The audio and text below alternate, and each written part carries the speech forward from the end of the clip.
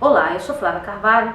Nesse vídeo a gente vai começar a tratar sobre algumas questões que pioram os sintomas da miastenia e que o miastênico tem que tomar cuidado com algumas situações. Eu já citei isso em alguns vídeos e também as pessoas que lidam com o miastênico saberem dessa situação. A primeira que eu vou falar é sobre a questão da medicação. Uma pessoa com miastenia, ela tem a restrição de usar vários medicamentos. Alguns são expressamente proibidos, outros devem ser usados com cautela. E a lista é grande e são todos medicamentos que afetam diretamente a parte do funcionamento muscular, motor, enfim. Então, com anestesias, são medicamentos realmente muito delicados, né? Analgésicos, por exemplo. Só que o interessante disso é que eu mesmo tive, há um tempo atrás, uns 2 meses atrás, uma infecção viral, e eu fui ao hospital e o médico me receitou um tratamento, ele me fez uma prescrição de medicamentos. E alguns desses medicamentos prescritos por ele estão condenados na lista dos medicamentos proibidos. Ainda assim, quando eu conversei com a minha médica, ela avaliou, dentro do quadro que se apresentava, o uso e a possibilidade de eu fazer o uso desses medicamentos, é claro que ficando sob observação. E aí eu queria levantar um ponto, que é a importância de você ter um bom diálogo com o seu médico. E ter acesso a ele para, de repente, tirar a dúvida. Eu tenho usado a seguinte estratégia. Eu tenho um bom relacionamento com a minha médica, gosto muito da doutora Cláudia, e isso facilita bastante a nossa comunicação, e ela me ajuda muito nesse tipo de dúvida e de medos que surgem no caminho. E também a procura por um médico clínico geral, que se proponha a conhecer a miastenia e a tratar a gente de uma forma geral. Porque você tem miastenia, mas você tem outras coisas também, você está sujeito a outras coisas. Como é que você cuida disso e trata disso? Em relação ainda a esses medicamentos proibidos, eu andei durante um tempo com a lista dos medicamentos na minha bolsa. Um papel escrito que eu tinha miastenia, quem eu era, quem precisava ser contactado se eu passasse mal, e os medicamentos que são proibidos no uso da miastenia, porque num atendimento de emergência, que todos nós estamos sujeitos, é importante que você tenha isso com você se você tem miastenia. Eu hoje uso e ando com a carteirinha da Abrame, que tem no verso a lista dos medicamentos. A carteirinha é bem interessante porque ela tem, além da sua identificação, ela tem o telefone de contato que você aponta na hora que você pede a carteirinha, de pessoas que são referência para contato seu, se algo acontecer, e também o telefone do seu médico de referência. A carteirinha tem outras utilidades também, como identificação de que você é um portador de necessidades não aparentes, né? Necessidades especiais não aparentes. Para você fazer a carteirinha da Abrame, a Abrame é a Associação Brasileira de Miastênicos. Eu acho que eu falei. É muito simples, é você entrar no site da Abrame, fazer lá a sua inscrição, se inscrever na associação, e aí você passa a ter acesso a uma área do site onde você pode solicitar a carteirinha. Você faz o pagamento de R$ 25,00 pela sua inscrição, aí você envia esse comprovante de pagamento, envia um comprovante de residência e um comprovante médico que mostra que você é de fato portador de miastenia graves. Além da medicação, existem outras condições que dificultam ou pioram os sintomas da miastenia. Eu gosto de usar como exemplo, para explicar para as pessoas quando elas me perguntam, mas por que você está assim hoje? Por que está pior agora? O exemplo de uma pessoa que pratica uma atividade física. Um atleta amador. Toda e qualquer condição que diminui a performance desse atleta atinge um miastênico de forma contundente. Então, você imagina, uma pessoa que gosta de correr. Essas corridas de 10 quilômetros, né, que estão na moda agora. Num tempo mais quente, certamente a performance dessa pessoa vai cair.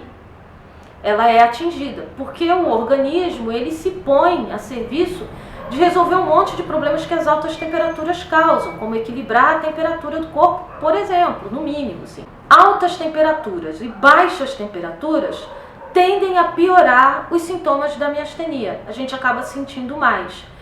E aí é uma atenção que precisa se ter, o que você planejou para fazer aquele dia, quais são as atividades em que você está envolvido, a quantidade de mexilhão que você usa, como você se protege desse frio e desse calor, porque de fato a sensação é muito pior em altas e baixas temperaturas. Eu já passei alguns apertos, moro no Rio de Janeiro, no último verão foi assim, uma loucura.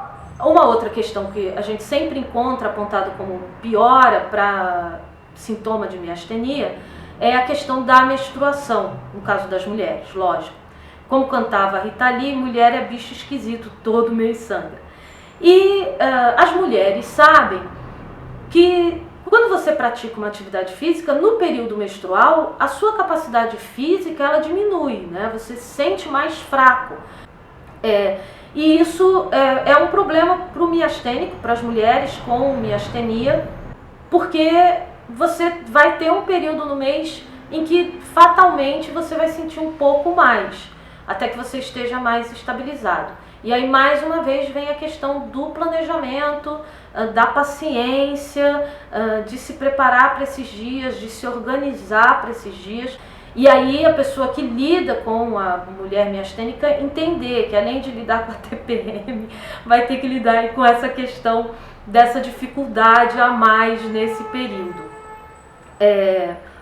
Existem outras coisas que eu comecei a pensar e que você não encontra assim dizendo que dificulta, mas a minha experiência começou a me mostrar como isso influencia.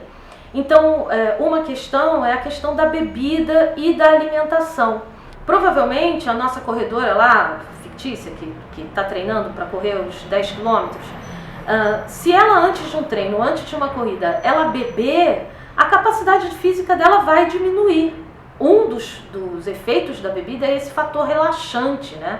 A pessoa fica mais mole, mais... Então você imagina, eu não estou dizendo aqui que o miastênico não pode beber. O que eu estou dizendo é que o miastênico tem que saber beber. Aliás, todo mundo, né, tem que saber beber. Mas o miastênico tem que saber beber com relação à miastenia. Lembrar que isso pode piorar. Lembrar que a sua força vai ser bem mais diminuída do que a força de uma pessoa que não tem a miastenia. A alimentação é a mesma coisa. Você imagina você partir para fazer um treino de corrida ou correr ou fazer uma atividade qualquer, tendo comido uma comida muito pesada. Eu tive um comentário num dos vídeos em que um rapaz que é assinante do canal no YouTube, e ele me perguntou sobre a questão da alimentação. E eu vou dizer para vocês a mesma coisa que eu disse para eles, assim, para ele. A melhor pessoa para orientar sobre a alimentação de alguém com miastenia é o médico dessa pessoa.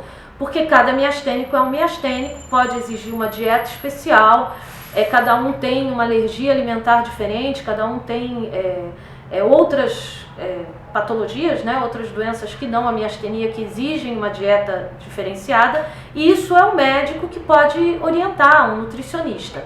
Ainda assim, o que eu vou dizer cabe pelo bom senso, né?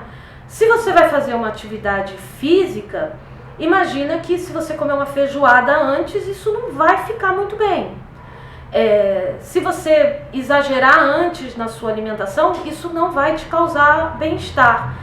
Então, dependendo do que você vai fazer e na verdade do que eu vou fazer, eu controlo a minha alimentação para não comer uma comida muito pesada. Aquela moleza de quando a gente come muito, para quem gosta de comer muito, né, como eu, aquela moleza piora muito quando você está com sintomas aí muito ativos. Então vocês estão percebendo que são coisas comuns que cansam normalmente a pessoa que não tem miastenia e que poderiam prejudicar numa atividade física. Todas essas coisas elas acabam se revertendo numa situação normal, num problema para o miastênico, ou num problema no sentido de piorar os sintomas. A outra questão que é apontada é uma questão engraçada, na minha opinião, que é a questão do estresse.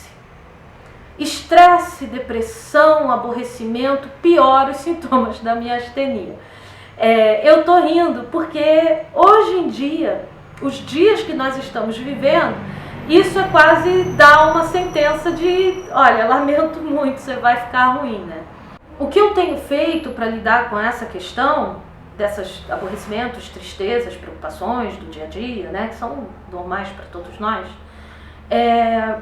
é um exercício que eu já vinha fazendo antes de ter o diagnóstico da miastenia, antes de sentir os sintomas da miastenia. Foi um processo que eu vim vivendo, mas que com a miastenia isso se instalou de uma maneira muito concreta na minha vida, assim, que é viver um dia de cada vez. Não é fácil, a gente sabe que tem que ser assim, todo mundo fala isso, né? Mas assim, fazer isso não é tão simples, pelo menos para mim. Mas tem dado muito certo. É o hoje. O que está acontecendo hoje, o que pode ser feito hoje. E nesse caso, o que pode ser feito hoje, muito também em função de como eu estou por causa da miastenia. De uma certa forma, isso ajudou, a miastenia ajudou para eu ter um controle pessoal maior. Isso é muito interessante para mim, assim, eu acho bem interessante. Bom, por causa desse assunto, e que eu falei um pouco, inclusive no 5º vídeo da miastenia, e de algumas trocas que eu fiz com pessoas por e-mail e nos comentários e com amigos que assistiram o vídeo, eu decidi fazer uma série de vídeos diferentes, compartilhando com vocês reflexões sobre isso e sobre esse processo que eu vivi e algumas coisas que eu tenho pensado sobre isso. Eu vou começar essa nova série de vídeos na semana que vem, na quinta da semana que vem. Devem ser uns 7 vídeos por aí.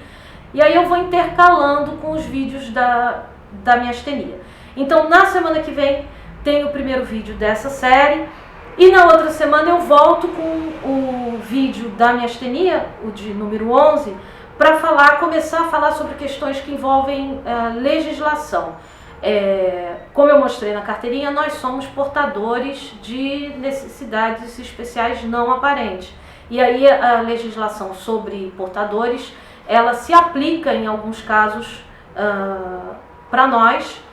E no próximo vídeo eu vou falar sobre a questão da medicação, como eu tenho feito para pegar um determinado tipo de medicação gratuitamente e os procedimentos envolvidos nisso, e outros mecanismos também legais que existem que buscam não favorecer, mas ajudar que o miastênico tenha uma melhor qualidade de vida. Obrigado por ter assistido, até o próximo vídeo, um abraço.